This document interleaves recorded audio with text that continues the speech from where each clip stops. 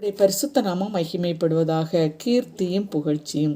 செப்பனியா 3 20 பூமியில் உள்ள சகல ஜனங்களுக்குள்ளும் நான் உங்களை கீர்த்தியும் புகழ்ச்சியுமாக வைப்பேன் என்று கர்த்தர் சொல்லுகிறார்.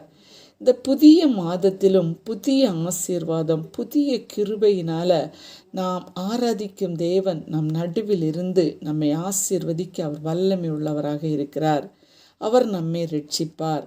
அவர் நம் பேரில் சந்தோஷமாய் மகிழ்ந்து தம்முடைய அன்பின் நிமித்தம் அமர்ந்திருப்பார்.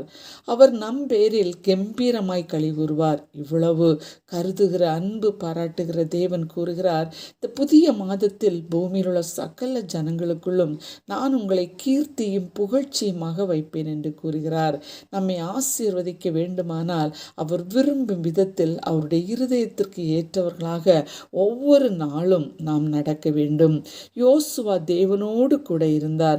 அவன் கீர்த்தி தேசம் எல்லாம் பரம்பிற்று. அவனது கீர்த்தி பரம்ப ஆண்டவர் பல திட்டங்களை வெளிப்படுத்துகிறார். எரிகோ கோட்டை தகர்க்கப்பட என்ன செய்ய வேண்டும் என்று ஆண்டவர் கூற அவற்றை அப்படியே செய்தார். கோட்டைகள் விழுந்து தரைமட்டமாக தகர்ந்தது.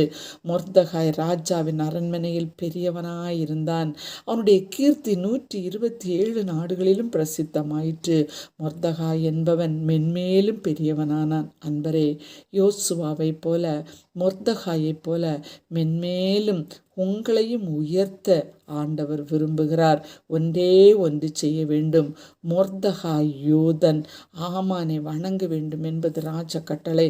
ராஜ கட்டளையை மீறி ஆண்டவருடைய கட்டளைக்கு கீழ்ப்படிந்து உலகம் தன்னில் வராது தன்னை காத்து கொண்டார். நாமும் உலகத்துக்கு ஒத்த வேஷம் தெரியாமல் உலக இரட்சகராம் இயேசுவின் வழியிலே பல ஆத்துமாக்களை வழிநடத்த செபிப்போமா? நாமும் நமது பாரங்கள், கவலைகள், கடன் பாரங்கள், பிள்ளைகளின் உயர்வு, குடும்ப ஆசீர்வாதம் எவை வேண்டுமோ நம்மோடு கூட இருக்கும் ஆண்டவரிடம் கேட்போம். உடனே நம்மை கீர்த்தியும் புகழ்ச்சியுமாக வைப்பார். ஒப்பு கொடுப்போமா? ஆமேன். செபிப்போம். அன்புள்ள இயேசு சாமி, இந்த புதிய மாதத்திலே புதிய ஆசீர்வாதம், புதிய கிருபையினால் எங்களை அபிஷேகித்து உலகம் எங்களில் வராதபடி உம்முடைய அன்பு உலகுக்கு கொண்டு போகத்தக்க விதத்தில் எங்களை பயன்படுத்தும். இயேசுவின் நாமத்தில் பிதாவே, ஆமேன்.